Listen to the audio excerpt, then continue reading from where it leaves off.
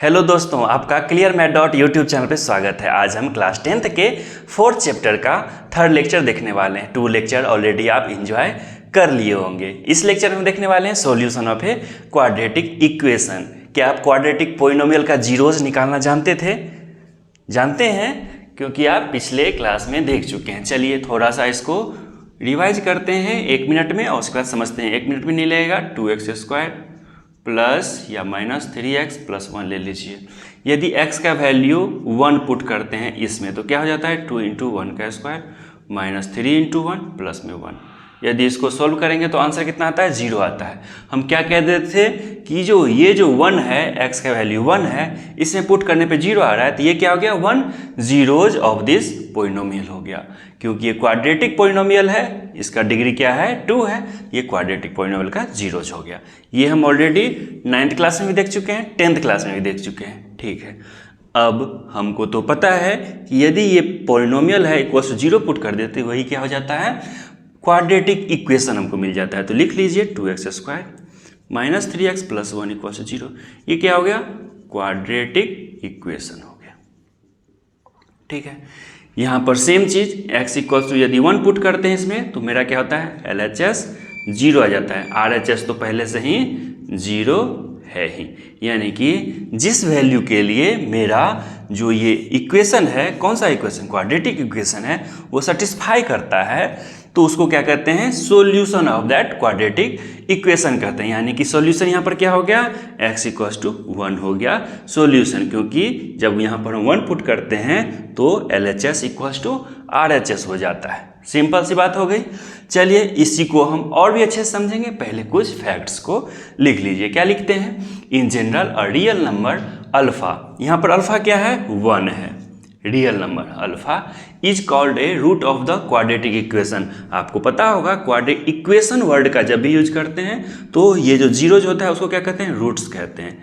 और जैसे ही सिर्फ एक्सप्रेशन रहेगा, यहाँ पर क्या था एक्सप्रेशन ही है, सिर्फ पोलिनोमियल है, इसको क्या कहते हैं यहाँ पर जीरोज होता है। दोनों टर्म में अंतर पता चल गया।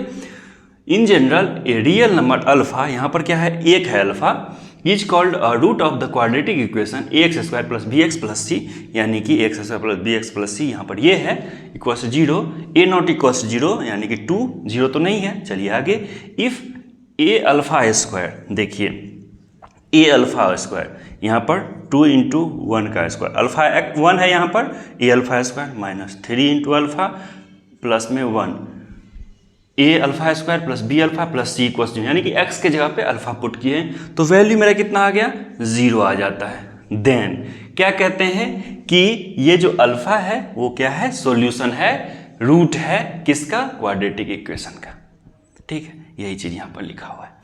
सेकेंड क्या कह रहा है we say that x equals to alpha, x equals to 1 है यहाँ पे, is a solution of quadratic equation और alpha satisfies the quadratic equation. Satisfy करने का मतलब क्या है, जो RHS है वो LHS हो जाना चाहिए। और क्या कहते हैं इज ए सॉल्यूशन कह लेते हैं, रूट्स कह लेते हैं, और क्या कहते हैं सेटिस्फाई द क्वाड्रेटिक इक्वेशन। तीनों चीज यूज किया जा सकता है। कौन कौन सा, एक कहेंगे कि रूट्स है, 1 क्या है रूट है, दूसरा क्या कहते हैं कि सॉल्यूशन है, तीसरा क्या कह लेते हैं कि satisfy the quadratic equation. Satisfy कहने का मतलब LHS इक्वल टू RHS होता है। कोई कंफ्यूजन नहीं। चलिए क्या कहते हैं zeros of the quadratic polynomial ax² plus bx plus c, quadratic polynomial है, इक्वेशन का बात करते तो 0 देते, and the roots of the quadratic equation, equation देखिए 0 आ गया, आर द सेम, मतलब यदि जीरोज लीजिए इस क्वाड्रेटिक पोलिनोमियल का या क्या करिए रूट्स लीजिए क्वाड्रेटिक इक्वेशन का, दोनों का जो वैल्यू आएगा x का वैल्यू आएगा वो क्या होगा सेम ही होगा, क्योंकि ये जो टर्म है वो तो सेम ही है, आंसर सेम आना ही है। चलिए ये फैक्ट्स है, इसको ध्यान रखिएगा। Quadratic equation can have at most 2 zeros। आप ऑलरेडी क्वाड्रेटिक पोलिनोमियल में देख चुके हैं। लीनियर में क्या देखे थे कि मैक्सिमम कितने रूट्स हो सकते हैं, एक रूट्स हो सकते हैं। आप वहाँ पर भी देखे थे कि एक जगह कट करता था वो। क्वाड्रेटिक में क्या देखे थे कि वो 2 जगह कट करता है। देखे हैं कि नहीं देखे हैं, क्लास 9th में भी देखे हैं। तो ये कहता है ये रूट्स है, जीरोज है ना। यानी क्वाड्रेटिक इक्वेशन का ज़्यादा से ज़्यादा 2 रूट्स होंगे। 2 रूट्स हो सकते हैं जो अलग अलग भी हो सकते हैं, एक जैसा भी हो सकता है। ठीक है, चलिए हम इसको आगे एग्जाम्पल के माध्यम से समझते हैं। पहले इसको वाइप आउट कर लेते हैं। एग्जाम्पल 3 क्या कह रहा है, find the roots of the equation. ये लिखा है क्वाड्रेटिक इक्वेशन बाय फैक्टराइजेशन। क्या आप मिडिल टर्म स्प्लिट करके फैक्टराइज करना जानते हैं? बिल्कुल जानते हैं, बहुत प्रैक्टिस भी कर चुके हैं 9th में भी और 10th में भी। चलिए इसको सॉल्यूशन करते हैं। कैसे सॉल्यूशन करेंगे? पहले तो इक्वेशन लिख लेते हैं 2x² - 5x प्लस में 3 = 0 by splitting the middle term. क्या लिखेंगे इसको? Equals to 2x²। देखिए क्या करते हैं इसमें, एक बार दिखा देते हैं कि इस दोनों को मल्टीप्लाई करते हैं तो क्या हो जाता है 6s²। इसको इस तरह से दो टुकड़े में बांटेंगे कि इसका मल्टीप्लिकेशन क्या हो जाए, ये हो जाए, एडिशन सेम टू सेम रह जाए। तो देखिए यदि इसको 3x - 2x, इसका एडिशन -5x, इसका multiplication minus minus plus, 3 × 2 = 6, 6s² आ रहा है। यही करना होता है। प्लस में 3 = 0।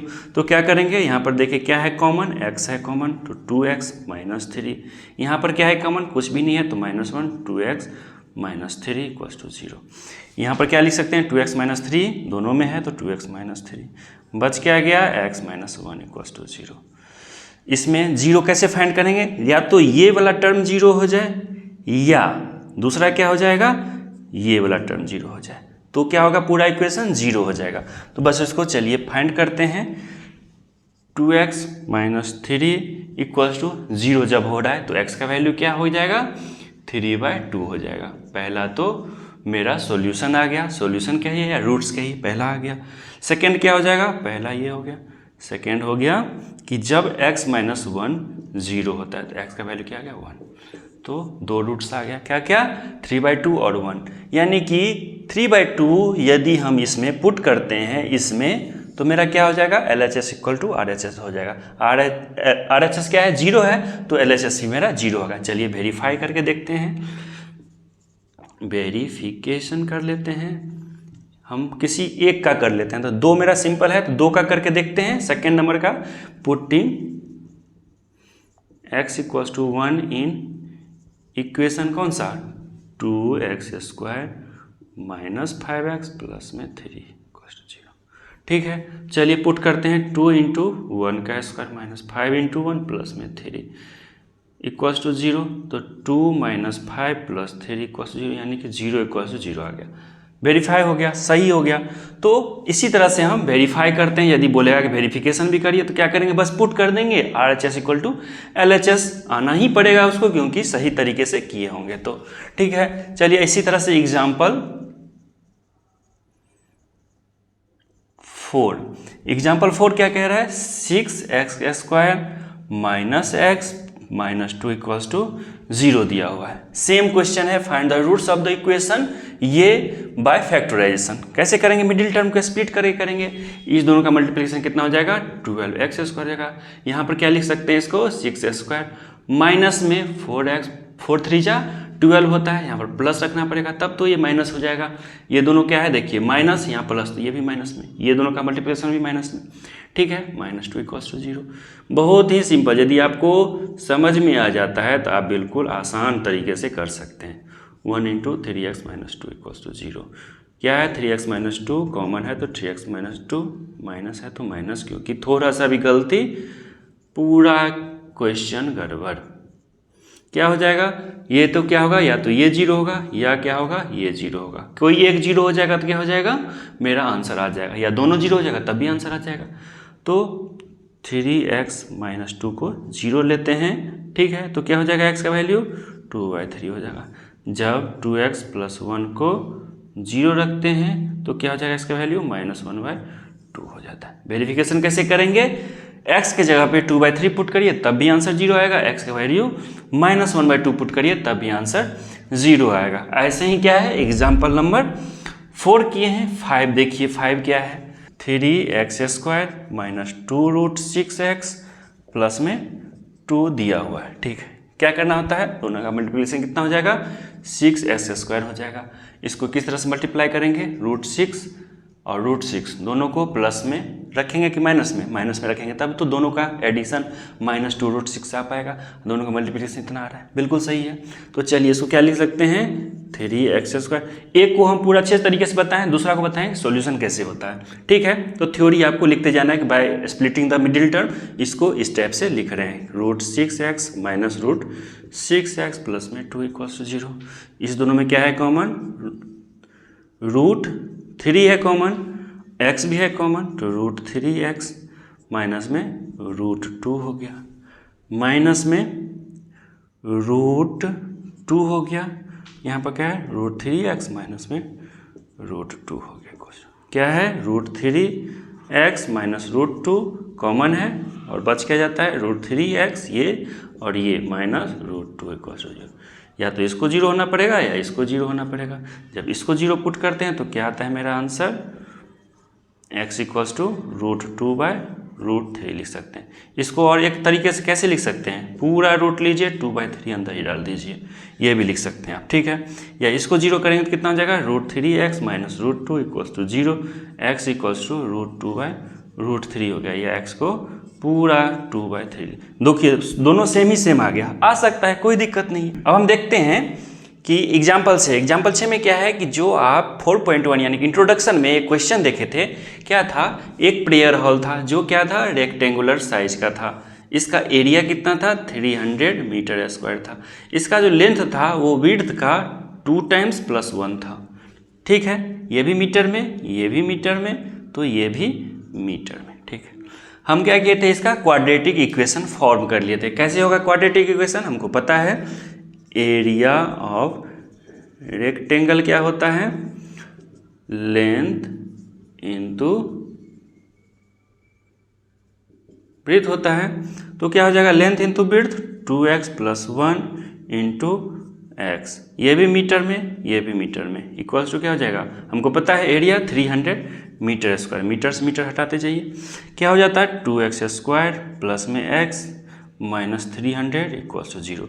ये क्वाड्रेटिक इक्वेशन ऑलरेडी हम फाइंड कर चुके हैं। इस इक्वेशन को लिखते हैं और इसको सोल्व करते हैं। इसी को तो सॉल्यूशन हमको यहाँ पर बोल रहा है करने के लिए। तो कैसे करेंगे हम, मिडिल टर्म को स्प्लिट करके। तो मिडिल टर्म स्प्लिट कैसे होगा, इस दोनों का मल्टीप्लिकेशन मेरा कितना हो जाता है 600x²। इसको किस तरह से मल्टीप्लाई करेंगे तो आपको कैसे करना पड़ेगा, देखिए 20 21 मल्टीप्लाई करेंगे तो 600 नहीं आ रहा है, थोड़ा आगे बढ़ते जाएंगे 24 × 25 करेंगे, तब क्या आ जाएगा मेरा आंसर आ जाएगा कितना 600। तो ऐसे ही हम सोल्व करते हैं, धीरे धीरे सोचते जाते हैं कि कम हो रहा है थोड़ा बढ़ाते हैं, बट ज़्यादा है थोड़ा कम करते हैं। तो क्या करेंगे 2x² प्लस में 25x माइनस में 24x माइनस में 300 = 0, ठीक है। ये मिडिल टर्म के स्प्लिट कर दिए। क्या है यहाँ पर x है कॉमन, 2 × 2x प्लस में 25 हो गया, माइनस में क्या हो जाएगा 24 नहीं 24 से डिवाइड हो रहा है कि नहीं हो रहा है, 24 6 0 नहीं हो रहा है, तो 12 से हो रहा है, 12 2x माइनस में, ये देखिए ये भी माइनस में, ये भी माइनस में, तो ये क्या हो जाएगा प्लस में हो जाएगा, और क्या हो जाएगा 25 हो जाएगा = 0। क्या हो जाएगा 2x + 25 कॉमन है, बच क्या जाएगा x - 12 = 0 बच जाएगा, ठीक है। यानी कि क्या होना पड़ेगा, यदि 0 होना पड़ेगा तो इसको 0 होना पड़ेगा या इसको 0 होना पड़ेगा। ये यदि 0 हो गया तो क्या हो जाएगा 2x + 25 = 0, x = कितना हो जाएगा 25/2, वो भी माइनस में, ये हो गया। x - 12 = 0 होना पड़ेगा, तो क्या हो जाएगा x = 12 हो जाएगा। x क्या है मेरा, x है मेरा ब्रेथ। कभी किसी प्रेयर हॉल का ब्रेथ निगेटिव में हो सकता है, पता है कि प्रेयर हॉल में गॉड रहते हैं, कुछ भी हो सकता है, लेकिन हम नहीं देख पा रहे हैं कि माइनस में कभी, तो हमको माइनस में नहीं लेना है। कोई भी चीज़ लेंथ विड्थ सब माइनस में नहीं लेते हैं, तो इसको क्या करेंगे इग्नोर करेंगे। मेरा आंसर क्या हो गया, ब्रेथ मेरा कितना हो गया, ये हो गया 12 मीटर। लेंथ कितना हो जाएगा 2 × x क्या है मेरा 12 प्लस में 1 यानी कि 25 मीटर। समझ में आ गया कि क्या क्या है आंसर, कैसे निकालते हैं, रूट्स कैसे निकालते हैं मिडिल टर्म को स्प्लिट करके। तो इस तरह से मेरा आज का लेक्चर ख़त्म होता है। आपको समझ में आया कि नहीं आया, मिडिल टर्म स्प्लिटिंग में कहीं कोई दिक्कत कोई परेशानी हो तो आप उसको कमेंट करिए। हम 1-2 क्वेश्चन बहुत इजी तरीके से धीरे धीरे बताते हुए 5-6 क्वेश्चन सोल्व करने के लिए आपको खुद से देंगे आंसर के साथ, ताकि आप कॉन्फिडेंस के साथ आगे पढ़ पाएँ, समझ पाएँ। आपका वीडियो देखने के लिए बहुत बहुत धन्यवाद। यदि वीडियो अच्छा लग रहा है तो इसको सब्सक्राइब करिए चैनल को और वीडियो को लाइक करिए ताकि हम नीडी स्टूडेंट तक जा सके, पहुंच सके। Thank you.